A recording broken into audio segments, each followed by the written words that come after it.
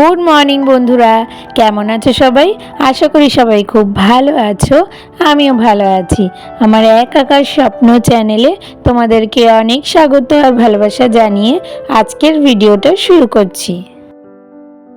আজকে হলো মঙ্গলবার, আর কালকে তোমাদেরকে বললাম না যে রিশানের শরীরটা খারাপ, জ্বর এসেছে। তো আজকে ভোরবেলা 5টা নাগাদ না ওর জ্বর আবার এসেছিল।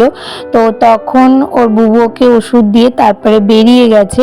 আর তখন ঘুমটা একটুখানি ভেঙেছিল, তারপরে না আবার ঘুমিয়ে পড়েছিলাম। তারপরে ঘুমটা ভেঙেছিল ঠিক ওই 8:45 নাগাদ।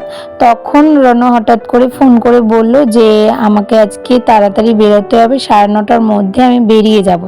তো সেই জন্য তখনই লাফ দিয়ে উঠে গেছিলাম। উঠে বাসি ঘরটা ঝেড়ে মুছে তাড়াতাড়ি করে রান্না বসিয়ে দিয়েছিলাম। যেহেতু আজকে মঙ্গলবার, তো সেই জন্য তাড়াতাড়ি করে হয়ে গেছিলো। আর কালকে যেহেতু কাটাকাটি কিছুটা করে রেখেছিলাম রাত্রিবেলা, তাই জন্য রান্নাটা তাড়াতাড়ি হয়ে গেছে। তো সেই জন্য সকাল থেকে না আজকে আর ভিডিওটা করা হয়নি, কারণ তখন যদি ভিডিও করতে যেতাম তাহলে দেরি হয়ে যেত রান্নাটা করতে। তো সেই জন্য এখন সকালের খাবার খেয়ে এই যে বিছানা গুছাতে আসলাম, তাই ভিডিওটা শুরু করলাম। আর বিছানা গুছাতে গিয়ে বেশ কিছু জামাকাপড়ও ছিল, তো সেইগুলো ভাঁজ করে একদম জায়গায় রেখে দিলাম। তবে তোমরা তো জানোই যে আমাদের গৃহিণীদের রান্না ছাড়াও কিন্তু সংসারে প্রচুর কাজ থাকে। তো সেই কাজগুলো এখন করতে হবে। শুধু রান্নাটা হয়েছে আর বাসি ঘর ঝাড়া মোছাটাই হয়েছে, কিন্তু বাদবাকি আরও কাজ আছে যেগুলো আজকে করতে হবে। তো সেগুলোই করব। তো ঘরটা পরিষ্কার করার পর তারপরে বেশ কিছু জামাকাপড় কাচার জন্য বেরিয়েছিল, তো সেগুলো ভাবলাম মেশিনে দিয়ে দিই, কারণ এখন তো আর ওই হাতে কাচার ব্যাপার নেই। মেশিনের মধ্যে দিয়ে যতক্ষণ সময় লাগবে সেই সময়ের মধ্যে আমি বাদবাকি কাজগুলো করে নিতে পারবো। তো মেশিনে জামাকাপড়গুলো তো কাচতে দিয়ে দিলাম, আর এবার বাদবাকি কাজগুলো করব। তার আগে তোমাদেরকে বলবো, তোমরা যারা যেখান থেকে আমার ভিডিওটা দেখছো, প্লিজ পুরো ভিডিওটা একটু স্কিপ না করে দেখার চেষ্টা করো।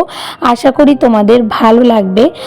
আর যদি আমার ভিডিওর কোনো একটা অংশ তোমাদের ভালো লেগে থাকে, তাহলে তোমরা যারা আমার নতুন বন্ধুরা আছো, এখনও পর্যন্ত আমার চ্যানেলটাকে সাবস্ক্রাইব করোনি, তারা প্লিজ একটু আমার চ্যানেলটাকে সাবস্ক্রাইব করে দিও। আর রান্নাঘর থেকে জলের বোতলগুলো নেওয়ার সময় দেখলে না যে কান পেতে শুনছিলাম। আসলে কি হয়েছে বলো তো, দেখছি কি হঠাৎ করে কেমন একটা শো শো করে আওয়াজ হচ্ছে। তো আমি তো শুনে ভয় পেয়ে গেছি, ভাবছিলাম যে কি জানি গ্যাস লিক করছে কিনা পাইপ থেকে, তাই হয়তো ওরকম আওয়াজ হচ্ছে। তো ওই জন্য গ্যাসের পাইপের সামনে কান পেতে শুনলাম, দেখলাম যে না, ওখানে কোনো আওয়াজ হচ্ছে না। তারপরে নিচে যে সিলিন্ডার আছে সেখানে নিচে গিয়ে দেখলাম কান পেতে, দেখলাম যে না, ওখানেও আওয়াজ হচ্ছে না। তারপরে অনেকক্ষণ পরে বুঝতে পারলাম কি হয়েছে বলতো, ওই আমি যে রান্না করেছি না, সেই রান্নার বাটিটার ঢাকনাটা কোনোভাবে মানে গরমটা ঢেকে দিয়েছি, তো সেই কারণে কোনোভাবে চেপে গেছিল। আর ওটার আওয়াজই একটা হচ্ছিল, মানে ওটা ঘেমে গিয়ে একটা কেমন আওয়াজ হচ্ছিল। তো ওটা তুলে দেওয়ার পর দেখলাম আওয়াজটা একদম বন্ধ হয়ে গেছে। তো যাই হোক, ওইদিকে বাসনগুলো ছিল দেখতেই পারলে, সেগুলো মেজে নিলাম।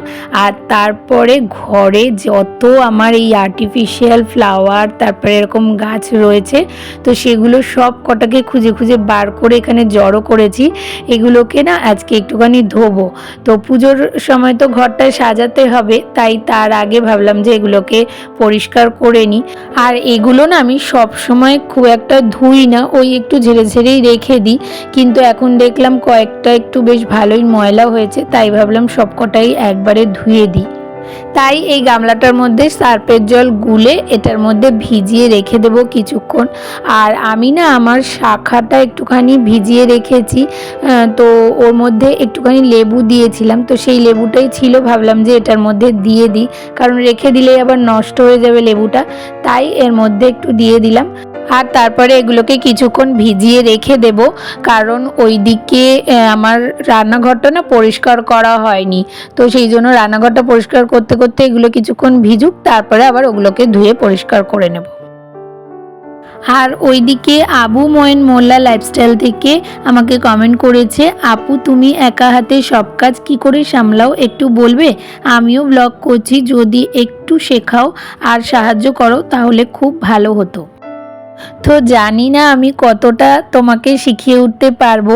আসলে আমি এই সব কাজগুলোই ঠেকতে ঠেকতে অনেক ভুল করতে করতে তারপরে শিখেছি, কারণ একা হাতে সংসার তোমাদেরকে তো আগে বলেইছি। তবে তুমি যখন সাহায্য করতে বলেছো তাই বলছি।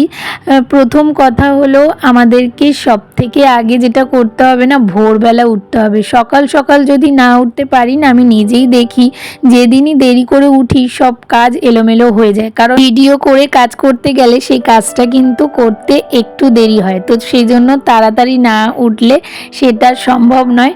আর তারপরে হচ্ছে গিয়ে যে কোনো কাজ, মানে ধরো একটা দিন শুরু করব, তো সেই দিনটা শুরু করার আগে রাত্রিবেলা আমি সব কিছু ভেবে রেখে দিই মাথার মধ্যে নিয়ে, যে এই কাজটার পরে এই কাজগুলো করব বা এই রান্নাগুলো করব।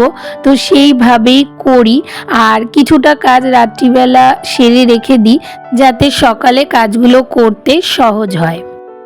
আর আরেকটা জিনিসও আমি খুব করি, সেটা হলো গিয়ে টাইম দেখা। মানে যে কোনো কাজ করার আগে আমি টাইমটা প্রচুর পরিমাণে দেখি, যে এই টাইমের মধ্যে আমি এই কাজটা শেষ করব বা এই কাজটা আমি এত ঘন্টার মধ্যে বা এত মিনিটের মধ্যে শেষ করব। এরকমভাবেই আমি একটু কাজ করি। তো আমি যেভাবে কাজ করি সেটাই তোমাদেরকে বললাম। জানি না তোমার কতটা হেল্প হবে। যদি হেল্প হয় বা তুমি বুঝতে পারো তাহলে অবশ্যই আমাকে কমেন্ট করে জানিও।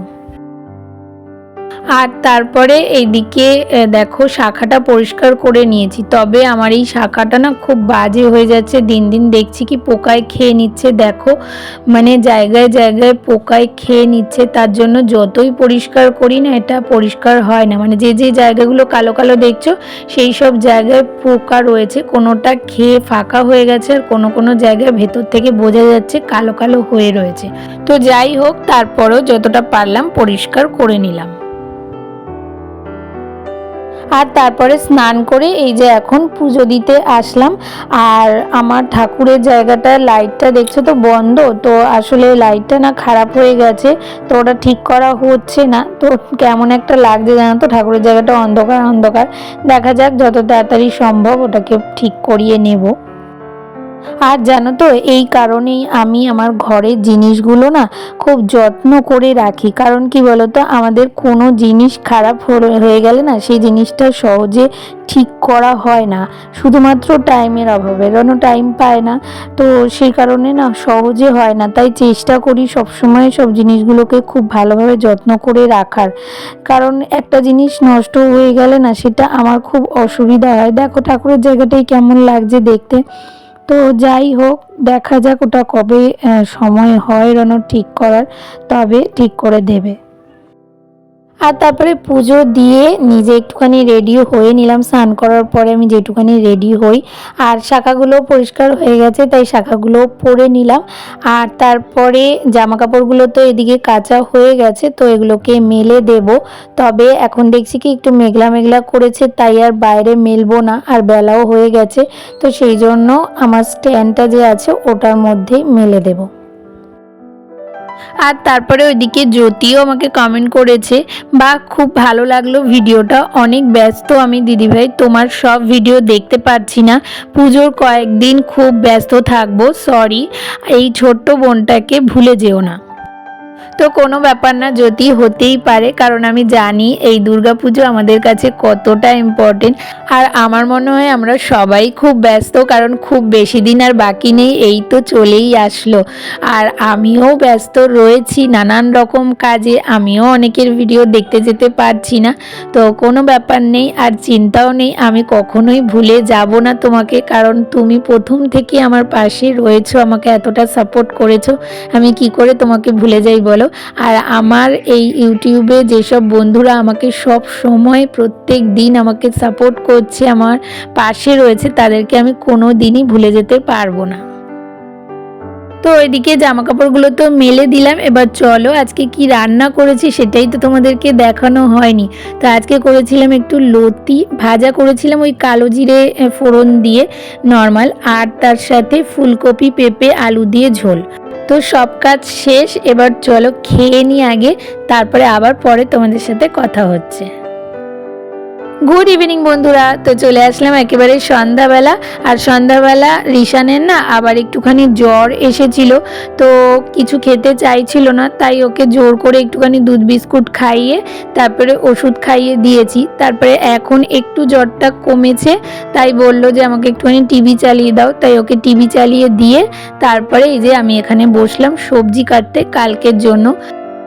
আর কালকে রান্না করব একটুখানি চিচিঙ্গা, তাই চিচিঙ্গাটা কেটে রাখছি, কারণ চিচিঙ্গা কাটতে না অনেকটা সময় লাগে, ঝিরিঝিরি করে কাটতে হয়, তো সেই জন্য ভাবলাম এখন কেটে নিই, কারণ সকালবেলা দেরি হয়ে যাবে। যদিও কালকে বিশ্বকর্মা পুজো, রিশানের স্কুল ছুটি আছে, আর তারপরে রনও কিছু খেয়ে যাবে না, কারণ অফিসে ওর পুজো আছে, ওখানেই খাওয়া দাওয়া আছে। তারপরেও কি বলতো, কাজটা ওই যে গুছিয়ে রেখে দিলে আমারই সুবিধা, একটু তাড়াতাড়ি হয়ে যাবে, আমি নিজেও একটু রেস্ট নিতে পারবো। তো সেই জন্যই সবজিগুলো কেটে রেখে দিচ্ছি। তো এই যে চিচিঙ্গা কেটে রেখে দিলাম, আর তার সাথে মাছের ঝোল করব, তার আলুও কেটে রেখে দিলাম। আর কালকে না সকালে টিফিনে ভেবেছি একটু গোলা রুটি করব ডিম দিয়ে, তো ডিম ঘরে ছিল না, তাই রনকে বললাম অল্প করে নিয়ে আসো, কারণ আমাদের এখানে ওই ট্রে করে যে ডিম নিয়ে আসে না, সেটা সকালেই বসে, রাত্রে বসে না, তো সেই জন্য বললাম অল্প করে নিয়ে আসো, পরে ট্রে ধরে নিয়ে আসবে। আর তারপরে সকালে যে ফুলগুলো ধুয়েছিলাম সেগুলোকে একটা প্লাস্টিকের মধ্যে গুছিয়ে রেখে দিচ্ছি, কারণ এগুলোকে না এখন আর লাগাবো না, এখন লাগালে আবার ময়লা হয়ে যেতে পারে, তো সেই জন্য যখন ঘর গোছাবো সাজাবো তখন আবার এটাকে বার করে যেটা যেটা লাগানোর দরকার সেই বুঝে লাগিয়ে নেব।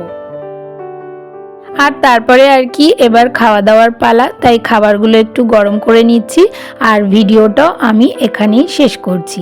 তাহলে আজকের ভিডিওটা তোমাদের কেমন লাগলো? ভালো লাগলে একটা লাইক, কমেন্ট, শেয়ার আর সাবস্ক্রাইব করে পাশে থেকো, আর নোটিফিকেশন বেলটাকে অবশ্যই অন করে অল করে দিও।